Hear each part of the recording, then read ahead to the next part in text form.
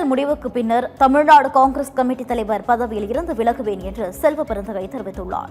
சென்னை மாங்காட்டில் செய்தியாளர்களிடம் பேசிய அவர், தேர்தல் முடிவுக்கு பிறகு ஸ்ரீபெரும்புதூர் தொகுதி மக்களுக்கு மட்டுமே வேலை செய்வேன் என்றும் காங்கிரஸ் தலைவர் பதவியில் இருந்து விடுவிக்கும்படி ராகுல் காந்தியிடம் தெரிவித்து விட்டதாகவும் கூறினார்.